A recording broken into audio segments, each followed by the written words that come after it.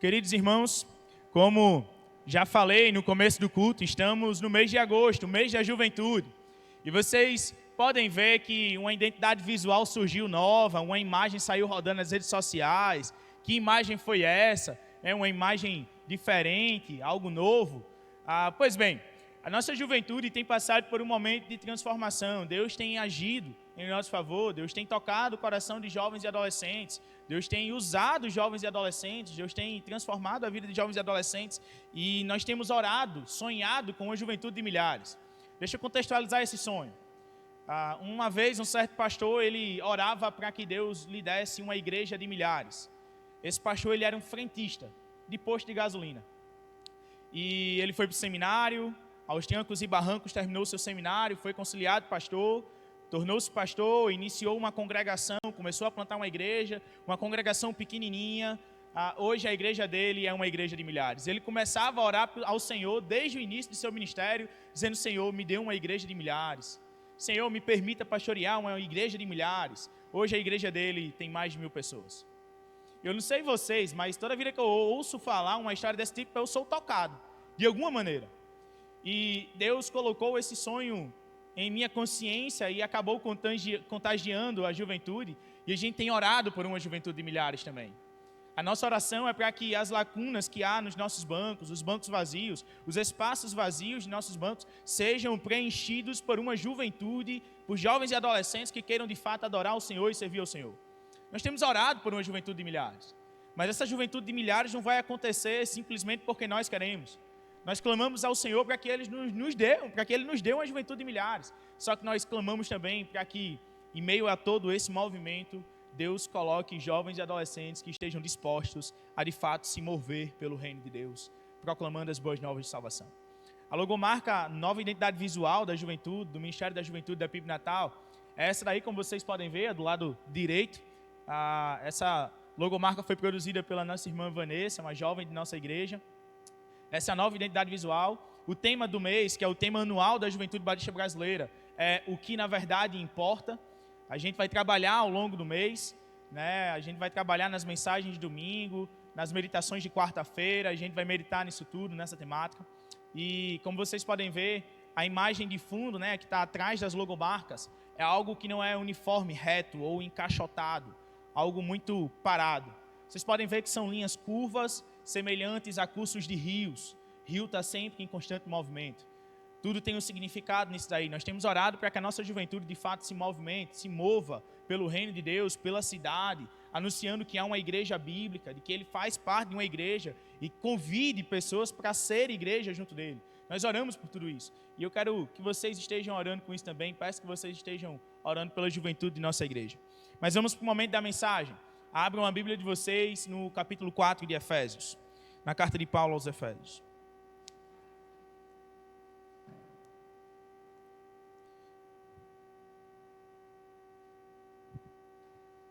Capítulo 4 de Efésios, a partir do versículo 1.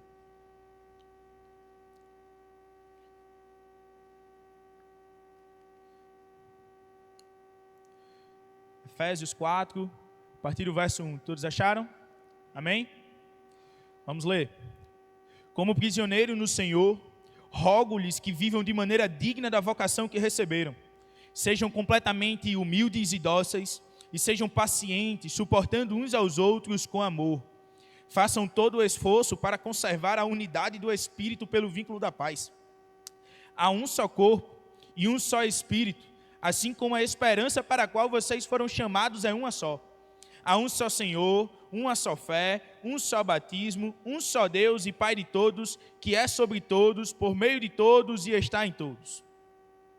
E a cada um de nós foi concedida a graça conforme a medida repartida por Cristo. Por isso é que foi dito: quando ele subiu em triunfo às alturas, levou cativos muitos prisioneiros e deu dons aos homens. Que significa ele subiu, senão que também havia descido às profundezas da terra? Aquele que desceu é o mesmo que subiu acima de todos os céus, a fim de encher todas as coisas. E ele designou alguns para apóstolos, outros para profetas, outros para evangelistas e outros para pastores e mestres, com o fim de preparar os santos para a obra do ministério, para que o corpo de Cristo seja edificado, até que todos alcancemos a unidade da fé e do conhecimento do Filho de Deus, e cheguemos à maturidade, atingindo a medida da plenitude de Cristo. O propósito é que não sejamos mais como crianças, levados de um lado para outro pelas ondas, nem jogados para cá e para lá por todo o vento de doutrina e pela astúcia e esperteza de homens que induzem ao erro. Antes, seguindo a verdade em amor, cresçamos em tudo naquele que é a cabeça, Cristo. Dele, todo o corpo ajustado e unido pelo auxílio de todas as juntas, cresce e edifica-se a si mesmo em amor, na medida em que cada parte realiza a sua função. Até o verso 16, perdão. Vamos lá. Mês da juventude, o tema do mês é o que na verdade importa, e o tema do nosso primeiro sermão hoje é largando as fraldas, crescendo na fé. Quando eu falo que largando as fraldas, a gente pensa naquele momento onde uma criança está começando a de fato largar suas fraldas e começa a ter uma certa autonomia, né, sobre suas necessidades e começa a desenvolver algumas ações sozinhos. Então nós vemos que é um momento de crescimento de uma fase da vida dessa criança. Nós vemos que é um momento de desenvolvimento, onde a criança ela deixa de ser levada para todos os locais por um pai, por uma mãe, pegada na mão o tempo todo, mas é quando ela está começando a andar e querendo pegar as coisas sozinhas, é quando ela está começando a criar uma autonomia, uma certa autonomia, por assim dizer. Obviamente, sempre supervisionados pelos pais, mas buscando ser automático, né? Ser auto-influente sobre suas ações. Nós vemos essa fase da criança acontecer. Mas o que é que largando as fraldas tem a ver com a nossa fé e com o nosso estilo de vida, ou com a nossa jornada cristã, a nossa caminhada cristã em nosso dia a dia? O que é que tem a ver? O que eu estou querendo trazer para vocês é um momento de crescimento de fé, é um momento de exortação para crescermos na fé de fato e passarmos a não ser mais como crianças levadas de um lado para outro por todo o vento de doutrina, ou facilmente influenciados por pessoas de pensamentos errados e que tentam influenciar a nossa vida para algo ruim. Eu quero exortar vocês nesse momento a um crescimento na fé, principalmente os jovens e adolescentes de nossa igreja. É isso que eu almejo fazer. E eu espero que Deus possa me usar, trazer uma mensagem da parte dele para vocês nesse momento. Os primeiros versos de 1 a 9, nós aprendemos com Paulo algo muito importante. Há um só. E um versículo marcante desse primeiro trecho é: há um só Senhor, uma só fé e um só batismo. Como ele também vai falar que há um só Espírito, um só corpo, ele vai falando sobre um só. Então nós já vemos algo singular. Nós não vamos ver, há diversos deuses, há diversas fé, há diversas coisas que vocês podem habitar, há diversos corpos. Ele não vai falar isso, ele vai falar de algo no singular. Há um só Senhor, uma só fé, um só batismo, um só Deus e tudo mais. Paulo ele vai ser extremamente singular na sua fala nesse trecho, que é o versículo que eu acho que seja o versículo-chave para esses primeiros versos. Versos de 1 a 9. Vamos ler e depois vamos começar a extrair lições. Como prisioneiro no Senhor, rogo-lhes que vivam de maneira digna da vocação que receberam. Sejam completamente humildes e dóceis, e sejam pacientes, suportando uns aos outros com amor. Façam todo o esforço para conservar a unidade do Espírito pelo vínculo da paz. Há um só corpo e um só Espírito, assim como a esperança para a qual vocês foram chamados é uma só. Há um só Senhor, uma só fé, um só batismo, um só Deus e Pai de todos, que é sobre todos, por meio de todos e em todos. E a cada um de nós foi concedida a graça conforme a medida repartida por Cristo. Por isso que foi dito, quando ele subiu em triunfo às alturas, levou cativos muitos prisioneiros e deu dons aos homens. Que significa ele subiu, senão que também havia descido às profundezas da terra. Vejam só, já ressaltei a parte do singular, mas nós vemos Paulo, inicialmente, ele começa a sua fala, ele não começa falando assim, se possível. Meus irmãos, ele não abre esse capítulo da sua carta pedindo para que o povo sinta pena, falando assim, pelo amor de Deus, pela misericórdia do Senhor, por favor, vivam de maneira digna da vocação. Não, ele roga. Nós vemos então uma frase de Paulo falando assim, irmãos, rogo-lhes. como prisioneiro do Senhor. E ele não estava falando isso para que os irmãos sentissem pena de sua condição. Ele estava se colocando como exemplo de alguém que, apesar de sua situação, estava vivendo como alguém digno da vocação pela qual foi chamado, da qual foi chamado. Ele coloca-se numa posição de exemplo. Meus irmãos, mesmo sendo prisioneiro do Senhor, ou mesmo estando distantes de vocês, ou mesmo não estando presente no meio de vocês, com vocês, eu rogo, por favor, não por pena, mas vivam de maneira digna da vocação para a qual foram chamados. Então nós já vemos algo muito interessante aí também. Paulo roga por uma prática da fé que professava. Ele não pede que os irmãos apenas lembrem. Ele não fala assim, lembrem-se das práticas que vocês deveriam ter. Paulo não fala, meus irmãos, lembrem-se que em algum momento foi ensinado alguma coisa para vocês que vocês deveriam viver de alguma forma. Não, ele fala de algo extremamente presente, ou que pelo menos deveria ser. Irmãos, rogo-lhes para que vivam. Então nós falamos de algo prático, algo que seja praticado. A fé que nós professamos não deve ser uma fé escondida. Nós não pegamos a nossa fé que nós professamos e dizemos assim, eu sou crente aqui, eu acredito em Jesus Cristo, eu sou cristão. Mas aí você vai ver a vida dessa pessoa completamente errada. Não é disso que Paulo está falando. Paulo não está chamando para ser um crente de rede social, ou para ser aquela pessoa cristã que tem lá na bio do Instagram, cristão, e embaixo da bio do Instagram, além de cristão, tem sagitariano. Paulo não está alertando para isso. Paulo está rogando para que tenha um estilo de vida prático, algo de fato praticável, para que todos vejam o estilo de vida genuinamente cristão da fé que eles professavam. Paulo tem trazido à tona, trazido à mente dos irmãos de Éfeso, a lembrança de que a fé que eles professam, que eles professavam, deve ser uma fé praticada. Que todos vejam que vocês vivem o que vocês falam. Que vocês não falem de uma fé tão somente teórica, ou algo que vocês idealizem. Não, algo que vocês vivam, pratiquem. Algo que de fato está presente no cotidiano da sua vida. Algo que está presente no ordinário da sua vida. Paulo traz à tona a lembrança de que a fé professa deve ser uma fé praticada. Aquilo que nós cremos é aquilo que nós devemos praticar. Um princípio batista, que é um princípio da própria reforma, extraído das escrituras bíblicas, é de que a Bíblia é a nossa única regra de fé e prática. A palavra do Senhor é a regra de fé e prática. Nós devemos viver, nos mover, existir, como essa palavra diz, pela permissão do Senhor Jesus.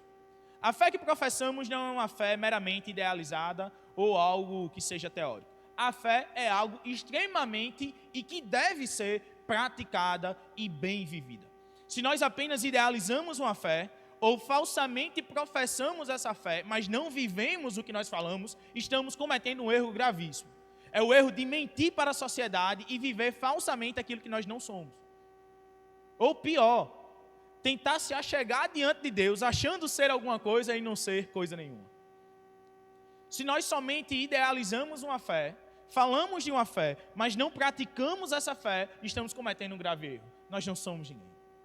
Nós nunca seremos cristãos se apenas falamos que somos e não praticamos. Nós nunca seremos de fato pessoas fiéis ao Senhor, de fato de ter fé no Senhor, se nós falamos dessa fé e duvidamos do Deus que nós professamos ter fé. Há algo de errado nisso. Paulo traz à tona a lembrança do pessoal de Éfeso, dos Efésios, ele traz à memória o argumento e a certeza de que a fé não é algo meramente ilustrativo ou algo que seja apenas para status. A fé é algo extremamente vivida, algo que deve ser praticado no dia a dia, no ordinário da vida comum. Uma das marcas de alguém imaturo, alguém que precisa largar suas fraldas, é ser acomodado ou inerte, indisposto a agir. E nós vemos que muitas vezes na caminhada cristã, ou nós estamos nessa situação, ou nós conhecemos alguém que está sempre na superficialidade. Alguém que não quer andar, mas quer sempre engatear. Alguém que não quer criar uma certa autonomia para buscar ao Senhor, mas está sempre esperando a mensagem do pregador do domingo. Ou nós conhecemos pessoas, ou somos essas pessoas, que são simplesmente acomodadas. Eu falo que eu tenho a minha fé, Eu sou cristão. Acredito no Senhor Jesus Cristo, então eu sou cristão. Eu tenho a minha fé, eu vou à igreja todos os domingos, agora a partir de agosto todas as quartas. Vou à minha igreja todo dia de culto, estou em todas as celebrações, entrego meu dízimo, tomo a ceia todo mês, bati meu checklist religioso mensal, então eu sou de fato um cristão. Não se trata disso. A fé não é um checklist. A fé não é um bloquinho de anotações com afazeres diários. A fé não se trata disso. A fé não é algo que você negocia. Hoje eu vou deixar o Senhor de lado, mas amanhã, ao invés de dar 30 minutos, eu vou dar 45. Eu vou deixar o Senhor de lado hoje, vou diminuir o meu tempo devocional. Ao invés de passar 30 minutos, 1 hora, vou passar apenas 15 minutos. Aí amanhã eu passo mais 15.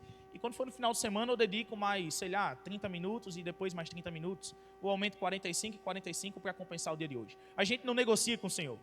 Deus não é um Deus que barganha. Deus não é um Deus que promove escambo.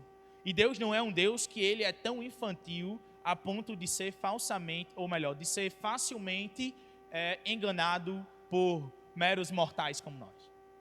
Nós não podemos barganhar com o Senhor. E meus irmãos, deixa eu lhes falar uma coisa que é uma grande verdade. Nós não conseguimos. Podemos tentar, mas a gente não consegue barganhar com o Senhor. A gente não consegue promover um escambo. A gente não consegue fazer isso porque Deus é o dono de toda sabedoria. O Senhor Todo-Poderoso, você acha mesmo que Ele vai se sujeitar a uma humilhação dessa de barganhar com um ser inferior como você ou como eu? Deus não fará isso. Deus não irá promover escambo entre a minha fé e a sua fé nele. Deus não vai fazer isso. A fé que nós temos é uma fé que deve ser praticada. E essa fé praticada, ela deve ser exemplo. Nós nunca devemos estar sempre grudados às nossas fraldas como se fôssemos grandes nenenzinhos ou pessoas extremamente imaturas de ser acomodado a uma fé momentânea. A um sentimentalismo de domingo à noite, durante um momento de louvor emocionante que tocou o meu coração e eu chorei. E agora eu sou um super crente. Não se trata disso. A fé é algo que deve ser renovada constantemente. Qual foi a última vez que eu ou você passamos tempo meditando na palavra de Deus e derramamos lágrimas diante das Escrituras? Qual foi a última vez que durante o momento de oração a gente passou tempo e nos esquecemos da hora? Qual foi a última vez que a gente sentiu prazer em estar diante do Deus Todo-Poderoso? A fé da gente não deve ser uma fé imatura de sempre querer o superficial, de sempre querer estar com nossas fraldinhas e segurando na mãozinha de alguém ou de um irmão mais maduro na fé, como se não fosse nada. Devemos buscar um aprofundamento, mergulhar na intimidade com Deus, buscar uma aproximação mais constante, ter o Senhor por perto, porque Ele é um Deus presente, Ele é o Emmanuel, Deus conosco. Ter o Senhor sempre por perto é uma grande bênção, é uma grande graça. É algo que não merecemos, mas necessitamos. E mesmo sem merecermos, Ele se inclinou à nossa necessidade, nos livrou do pecado, das amarras que nos prendiam às trevas, nos reconciliou consigo e nos deu liberdade para buscá-lo diariamente e a todo momento. Esse momento com Deus é extremamente precioso. Ele é uma riqueza incomparável. Mergulhar nas Escrituras Sagradas não é apenas um checklist religioso. É um momento de devoção, onde a minha alma encontra o Deus Todo-Poderoso, onde o meu coração aflito e em pedaços encontra o Deus restaurador, onde os meus olhos que choram e os meus lábios que já não conseguem falar encontram nesse Deus alguém que consola o seu choro, o seu luto e o abraça no momento da adversidade. Se nós temos uma fé somente idealizada, mas não vivida, nós estamos vivendo falsamente o que nós deveríamos viver em uma pura realidade. Quantos de nós andamos indispostos a agir e servir, a colocar em prática os valores de nossa fé? Quantos de nós não estamos acomodados à própria rotina, que já não temos mais tempos para um aprofundamento maior na palavra, ou já não tem mais tempo para um momento de devoção ao Senhor diário? Quantos de nós já não estão acomodados e estão vivendo uma imaturidade na fé, que deixou de buscar o Senhor e vive de fraldinha, engatinhando? Nós nunca passaremos dessa fase. Será mesmo que a gente nunca vai criar forças nas pernas para poder tentar se levantar e buscar ao Senhor andando? Será mesmo que a gente nunca vai passar essa fase? A gente vai sempre viver engateando como crianças, como nenenzinhos, pobres coitadinhos que não conseguem fazer nada sozinhos? A gente vai sempre viver assim? Sempre viver na dependência de chegar alguém mais maduro na fé e nos pegar pelo braço e caminhar conosco? Vamos, eu lhe ajudo. Meus irmãos, a gente não pode viver isso. A fé deve ser praticada, a fé deve ser buscada, renovada, constantemente transformada, não apenas numa fé fingida, mas numa fé real. Devemos passar constantemente por essa transformação, buscar ao Senhor constantemente. Segundo ponto, do primeiro ponto, Paulo ele traz à tona uma só esperança. No versículo 4, ele fala assim: há um só corpo e um só espírito, assim como a esperança para a qual vocês foram chamados é uma só. Nós vivemos de acordo com os valores que professamos. Nós vivemos de acordo com a Bíblia, que é a nossa regra de fé e prática, nos diz, não porque em algum momento isso vai gerar alguma riqueza para nós. Não porque em algum momento nós seremos seres gloriosos soberbos. Nós não vivemos essa fé e praticamos essa fé, essa regra de fé e prática por causa disso. Nós vivemos a fé cristã porque em algum momento nós temos a esperança de que chegará o dia do Senhor. E o dia do Senhor virá em grande glória, poder e majestade. E quando o dia do Senhor chegar, nesse dia nós iremos passar o restante da eternidade, ou melhor, nós iremos passar toda a eternidade ao lado desse Senhor Todo-Poderoso. É por isso que nós temos uma só esperança. Não é a esperança de que nessa terra acharemos um baú de tesouro cheio de moedas de ouro no final do arco-íris. Nós não vivemos e praticamos essa fé por causa disso. Nós vivemos e praticamos essa fé porque essa fé produz em nós uma única esperança. A esperança de que todos nós viveremos como um só povo, diante do Deus eterno, diante do único Deus, por toda a eternidade, proclamando santo, santo, santo é o Senhor dos Exércitos, e o adorando constantemente. O dia do Senhor virá. Essa é a nossa esperança. É por isso que nós vivemos de acordo com a fé que nós praticamos e professamos. É por isso que nós obedecemos às Escrituras Sagradas. Um só. E aí nós chegamos ao versículo 5. Há um só Senhor, uma só fé, um só batismo. Versículo 6. Um só Deus e Pai de todos, que é sobre todos, por meio de todos e em todos. Um só. Paulo, ele não fala um de muitos, ou ele não fala um de alguns, ou ele não fala um dos. Ele fala um só. Paulo, ele coloca no singular. Deus é um Deus singular, porque ele é um Deus único. É um Deus que não há nenhum outro igual, porque não há outro Deus. É o único Deus, porque não há nenhum outro Deus além desse. Ele é único, um ser completo em si mesmo. Um ser dono de tanto poder, que nós nem sequer podemos imaginar.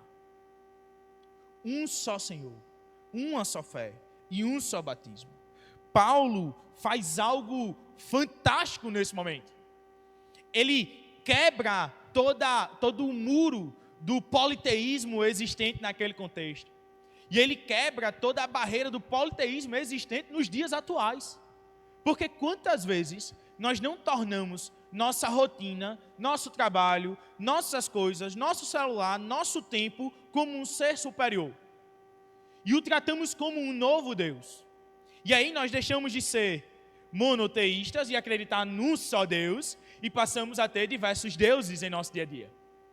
O que Paulo faz aos Efésios naquele momento é quebrar a barreira do politeísmo. E o que Paulo continua fazendo nos dias atuais por meio das Escrituras Sagradas, inspirado pelo Espírito Santo de Deus, é quebrar a barreira do politeísmo existente na nossa sociedade atual, inclusive na nossa própria vida.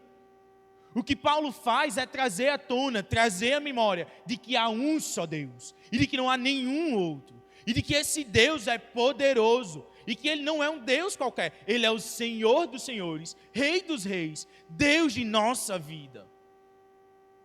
Deus é um Deus singular. Não há nenhum outro igual. Outra coisa, outra marca de alguém imaturo na fé é justamente ser um politeísta. De professar um Deus, mas de ter diversas outras divindades no seu dia a dia. Alguém imaturo na fé. Mas a diferença de alguém imaturo para alguém maduro na fé, que busca amadurecer na fé, é que quando ele percebe que há outras divindades sendo forjadas pelo seu coração pecador e a sua mente deturpada, ele busca voltar para aquele que é o único Deus. Essa é a diferença entre o maduro e o imaturo na fé. Aquele que vive sempre com as suas fraldinhas, pegando na mão de qualquer pessoa e se agarra a qualquer divindade forjada falsamente pelo seu coração. O maduro não. O maduro, mesmo que ele caia nesse pecado, em algum momento ele ainda volta para o único Deus verdadeiro, pedindo perdão. E eu não sei qual é a situação que nós estamos aqui, eu ou você. Mas eu espero muito que se algum de nós estiver passando por um momento onde estejamos sendo pessoas com fraldinhas, pegando na mão de qualquer divindade, possamos, sim, largar as fraldas, fortalecer as pernas e caminhar de volta para o único Deus verdadeiro. Paulo nos lembra que o único Deus existente nos uniu em um só corpo. E isso é uma grande beleza dessa parte das Escrituras Sagradas. Paulo nos lembra que o único Deus nos uniu em um só corpo, por meio de um só Espírito, para que tenhamos uma única fé. Professamos essa fé por uma profissão pública que é o batismo. E então todos nós, juntos, como um só povo, possamos caminhar para uma única eternidade benéfica, que é a eternidade ao lado do Senhor Jesus Cristo. Paulo dá um murro no politeísmo existente nos dias daquela época e nos dias atuais. A palavra de Paulo, a fala de Paulo, o que Paulo escreve é uma voadora no politeísmo existente. Quantos deuses nós já não criamos? E quantos deuses falsos, o Deus verdadeiro já não derrotou? Será que há mesmo algum Deus tão poderoso quanto o nosso Deus? Não, não há. Deus é um Deus singular. Não há nenhum outro igual, porque não há nenhum outro que chegue a ser pelo menos semelhante ou parecido. Simplesmente não existe nenhum outro. Só há um único Deus, um só Senhor, que é Pai de todos, está em todos e é com todos. Há um só Senhor. O politeísmo existente nos nossos dias ou na nossa própria sociedade, meus irmãos, em nome de Jesus Cristo, tomem a decisão de largar as fraldas e voltar para o único Deus verdadeiro, o único Deus existente, e caminhar com Ele todos os dias de nossa vida. E com isso nós aprendemos que sim, se Deus é um Deus singular, só Ele existe, nós somos um povo singular, porque nós somos um povo que pertence a esse único Deus. Somos diferentes de todos os outros. A nossa vida deve ser diferente de todos os outros. Paulo começa falando que devemos viver de maneira digna da vocação que recebemos. Depois ele fala que é para a gente ser completamente humilde e dócil, ser paciente, suportando uns aos outros com amor e fazendo todo o esforço para conservar a unidade do Espírito pelo vínculo da paz. Não somos um povo de contenda, porque o Deus que professamos crer nos ensina a sermos um povo de paz. Não somos um povo entregue à imoralidade sexual, porque o Deus que professamos acreditar nos ensina a nos livrarmos e nos afastarmos da imoralidade sexual. Não somos um povo entregue ao adultério, porque Deus não aceita o adultério. Nós somos um povo singular, porque fomos separados pelo único Deus verdadeiro, a ser um povo único e exclusivo seu. Sim, somos um povo singular. É necessário largarmos as fraldas e entendermos que só temos um Senhor e que não podemos correr dele, em momento algum de nossa vida. Segundo ponto, versos de 11 a 13. Diz assim: E ele designou alguns para apóstolos, outros para profetas, outros para evangelistas e outros para pastores e mestres, com o fim de preparar os santos para a obra do ministério, para que o corpo de Cristo seja edificado, até que todos alcancemos a unidade da fé e do conhecimento do Filho de Deus, e cheguemos à maturidade, atingindo a medida da plenitude de Cristo. Até aí. Segundo ponto, Deus nos uniu. O próprio Deus. É isso que importa. O que na verdade importa não é eu sou um profeta, ou eu sou um apóstolo, ou eu sou um evangelista. Não é isso que importa. O que importa, o que na verdade importa, é que o Deus soberano nos escolheu, mesmo sem merecermos, e nos deu dons e talentos para utilizarmos no avanço de seu reino, e não de nossa glória. O que deve crescer e avançar a partir de nós não é a nossa própria soberba ou o engrandecimento pessoal, uma vanglória, mas sim o reino de Deus, a glória de Deus e o poder de Deus. O que nós vivemos não é uma embaixada de nosso próprio ser ou a embaixada do que nós queremos fazer. O que nós devemos ser, na verdade, é embaixadores de Deus. Aqueles que professam a fé em um único Deus, porque só existe uma única fé. Só existe um Deus verdadeiro, então só existe uma fé verdadeira. O que Deus nos chama a ser, na verdade, não é evangelistas de Daniel, ou evangelistas de tal igreja, ou evangelistas da verdade de fulaninho de tal. O que na verdade importa, e o que na verdade Deus nos chamou para ser, foi evangelistas que proclamem o evangelho de Deus, do Cristo ressurreto, pastores que cuidem do rebanho de Deus, mestres que ensinem ao povo de Deus as ordenanças de Deus, os ensinos de Deus. O que na verdade importa não é crescermos a tal ponto de sermos maiores do que Deus ou maiores do que sua verdade, como se ditássemos a verdade universal. O que na verdade importa é que sejamos evangelistas, sim, pastores, sim, mestres, sim, mas que sejamos tudo isso, mestres do povo de Deus, que ensina a verdade de Deus. Foi Deus quem nos deu os dons? Sim. Então a glória que esses dons possa promover deve voltar para Deus. Porque no final das contas, começa em Deus e termina no próprio Deus. Deus é um ser glorioso, que em sua glória, majestade e poder formou a humanidade. A humanidade se distanciou desse Deus glorioso e poderoso. E aí caiu em pecado. Mas aí Deus, em sua misericórdia, graça, poder, majestade e glória, Ele reconciliou consigo toda uma humanidade pecadora por meio do seu Filho, que veio em grande glória, poder e majestade, que também era Deus, é Deus. E esse Filho, quando morre e ressuscita, que reconcilia com Deus a humanidade pecadora, dá agora a essa humanidade pecadora regenerada a oportunidade de dar toda a glória devida ao único Deus glorioso e poderoso que existe. Então a glória começa em Deus e termina no próprio Deus. O Senhor é um Deus poderoso, extremamente glorioso. O que Deus fez deve terminar no próprio Deus. O que Deus nos concede deve terminar no próprio Deus, nem que seja numa ação de graças. O que Deus nos deu termina no próprio Deus. Deus me deu uma casa, louvado seja Deus. Glória a Deus, porque Ele me deu uma casa.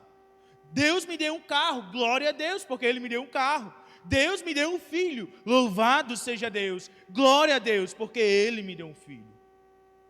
O que Deus nos deu volta para o próprio Deus. Deus lhe deu um carro, Sérgio, o que é que você vai fazer com esse carro para a glória de Deus? Você vai dar carona aos irmãos? Amém. Deus lhe deu uma moto, o que é que você vai fazer para a glória de Deus com essa bendita moto? Eu vou entregar as marmitas de feijoada, um dia que tiver uma feijoada missionária. Amém. Deus lhe deu o dom de ensino, e o que é que você vai fazer com esse dom de ensino para a glória de Deus? Irei ensinar o povo de Deus as ordenanças de Deus, para que o povo de Deus viva como Deus quer. Amém. A glória de Deus começou no próprio Deus e sempre terminará no próprio Deus. Se a glória terminou em nós, há algo de muito errado conosco. A glória do Senhor é somente do Senhor. E Deus não divide sua majestade com ninguém. Deus é um Deus único. Deus é singular. E a fé que professamos, uma só fé, deve ser a fé verdadeira no Deus verdadeiro. Tudo o que temos e somos, tudo o que fazemos, tudo o que nós conquistamos, não conquistamos por nós mesmos, conquistamos porque Deus nos permitiu. E tudo o que temos, somos, podemos fazer ou fazemos ou já fizemos, de alguma maneira deve terminar no próprio Deus. Louvado seja Deus porque me permitiu fazer tal coisa. Louvado seja Deus, glória a Deus porque me deu tal coisa. Deus é um Deus singular, não há nenhum outro igual, ou pelo menos semelhante. Não há. Nós somos um povo singular. Deus nos chamou para ser povo de Deus. Deus nos chamou para sermos servos de Deus. Deus chamou a mim e a você para sermos povo santo, separado dos demais, pertencentes a um único Deus verdadeiro, a um só Senhor, uma só fé, um só batismo, um só Deus que é Pai de todos, é por todos e está em todos. Na igreja de Deus, no corpo de Cristo, o que na verdade importa não é o dinheiro que temos em nossa conta, não é o que sabemos fazer ou o que temos. O que na verdade importa no corpo de Cristo é o próprio Cristo que nos uniu. Importa que Ele seja adorado, conhecido e proclamado. No corpo de Cristo não importa você nem eu. Em termos de glorificação, o que importa no corpo de Cristo é que eu e você possamos dar glória, majestade e poder ao único Deus verdadeiro, fiel e digno de glória, poder e majestade. O que na verdade importa no corpo de Cristo é o próprio Cristo que nos uniu, apesar de não merecermos. Deus distribuiu dons para que todos fossem edificados e crescessem. Deus não deseja uma superficialidade da nossa fé. Ele quer um relacionamento cada vez mais íntimo com o seu povo. Vocês lembram lá das palavras de Oséias, do livro de Oséias? O que é que acontece naquele livro? Como Deus trata o povo de Deus, o povo de Israel, como é que ele compara o povo de Israel? Vocês se lembram? Como foi que Deus comparou o seu povo no momento em que o povo traiu o Senhor? Deus o comparou com uma prostituta. Nós traímos o Senhor, e vocês lembram o que é que Oséias tanto fala? Oséias 4:6, o meu povo padece por falta de conhecimento. Os sacerdotes se desviaram, os profetas se desviaram, o povo já não conhece mais a Deus, já não conhece mais a lei. Verso 14 do capítulo 4 de Oséias, um povo sem conhecimento precipita-se à ruína. Deus não deseja uma superficialidade de nossa fé. Deus não deseja uma infantilidade de nossa fé.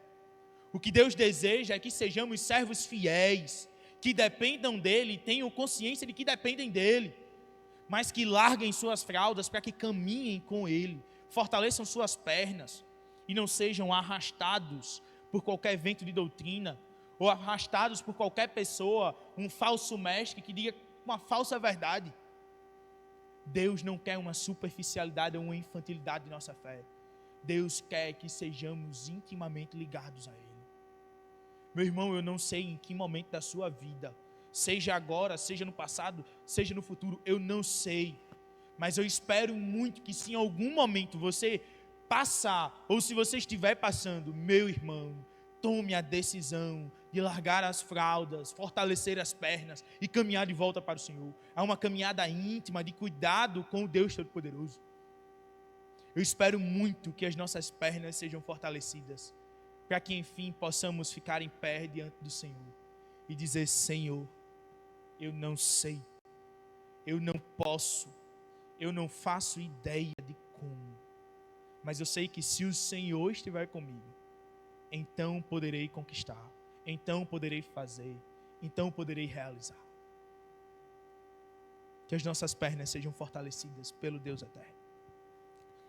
Podemos ser qualquer coisa, evangelistas, mestres, pastores, seja o que for, mas nós não somos o que realmente importa.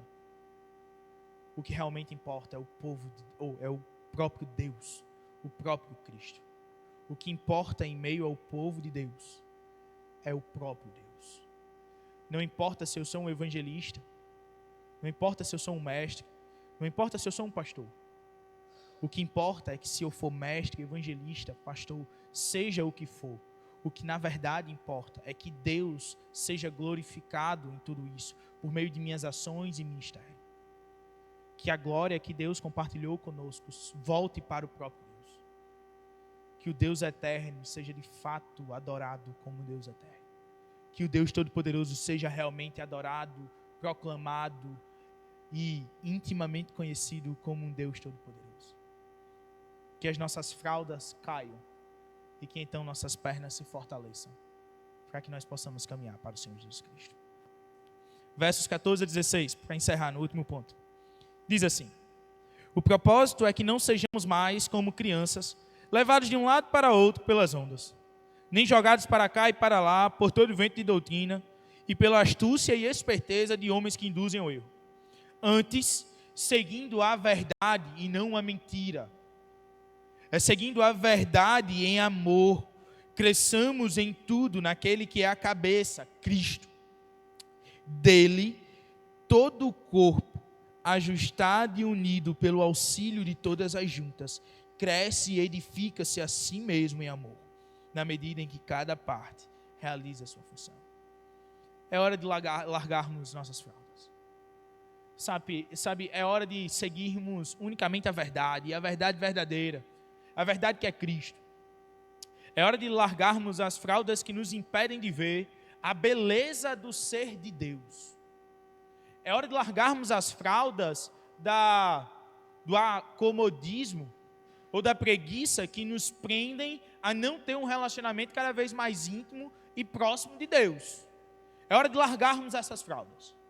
Jovens e adolescentes, é hora de largar as fraldinhas, pô. Vão começando a se acostumar que a partir dessa fase aí, quando chegou 18, para quem é menino já tem alistamento militar, então você já vai estar ouvindo o grito desde o momento que se apresenta no batalhão, certo? Os militares que aqui estão, que entraram por alistamento, sabem disso, né? Então vão se acostumando. É hora de largar as fraldas, fortalecer as pernas e seguir a caminhada com Cristo. As meninas aqui entendam, chegará um momento decisivo na vida de vocês. Vai chegar uns meninos por aí, perguntando como é seu nome, quantos anos você tem, o que é que você gosta de fazer. Então vão se preparando, que tem momento que vai ser preciso dar coice em gente assim, porque não vem de Deus, certo? É enviado do inimigo, repreendam no nome de Jesus Cristo, certo? Recentemente um menino chegou para mim perguntando o nome de uma adolescente aqui da igreja, de uma jovem aqui da igreja, e quando foi no final me chamou de cupido, não me chamou nem mais de irmão. Disse assim, infeliz. Ela tem algum relacionamento sério? Aí eu, com Jesus. Né? Está repreendido no nome do Senhor Jesus. Sara, olha aqui. Aí Sara disse assim, é o quê? Tá doido, é? Bestalhado esse menino. Mas vão se acostumando. É hora de crescer, largar as fraldas. A maturidade vai chegar, tem que chegar. E essa maturidade chegará, e eu espero muito que chegue com Cristo. Que não seja uma maturidade apenas de tomar decisões difíceis na vida profissional, mas que seja a maturidade de tomar decisões difíceis pelo Rei e pelo Reino. Faculdade ou campo missionário, ou faculdade e campo missionário. Sertão ou país perseguido. Evangelismo na universidade ou eu somente vou ficar com minha fraldinha aqui, prendendo a minha vida à vergonha e timidez que eu tenho de não falar de um Cristo que salva. Vida na escola. Vou ser maduro o suficiente para falar que Cristo salva, ou continuarei com a minha fraldinha que me prende à timidez e à vergonha de falar que é um Cristo que salva. É hora de largar as fraldas. Sabe, meus irmãos, você que já é jovem há mais tempo, já é mais maduro na fé, é tempo de largar as fraldas. Eu não sei, muita coisa nos prende. Eu não sei qual é a fralda que tem ali envolvido. Mas em nome de Jesus, jogue fora. E não jogue no meio da rua, porque é feio, jogue no lixo. Jogue no local correto de descarte, porque além de não ser ecológico, é feio, certo? Então jogue fora, jogue para bem longe de você. Deus quer que cresçamos. É hora de largarmos as fraldas que nos prendem à infantilidade de nossa fé e buscarmos algo além disso. Deus quer que cresçamos. Portanto, é hora de largarmos as fraldas que nos prendem às birras e mimimis de nossa criancice. Mas eu não quero não. Aí começa a virar um blade assim no chão diante de Deus. Eu não quero. E se arrasta assim, diz, cresça, meu filho, cresça. É hora de largar o mimimi.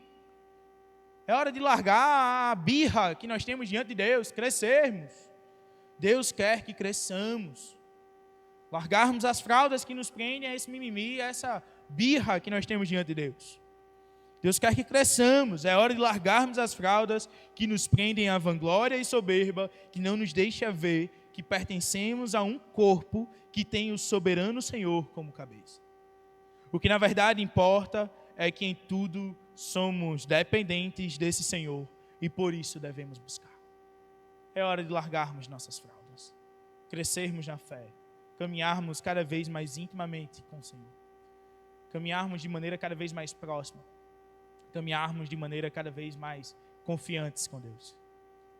Ter uma fé praticada e não apenas idealizada, ter uma fé muito bem vivida e uma fé muito bem buscada, naquele que é a verdade, sem ser aquela criança levada por todas as ondas do mar ou por todo o vento de doutrina, mas uma criança que já largou suas fraldas, fortaleceu suas pernas e caminha com o Senhor.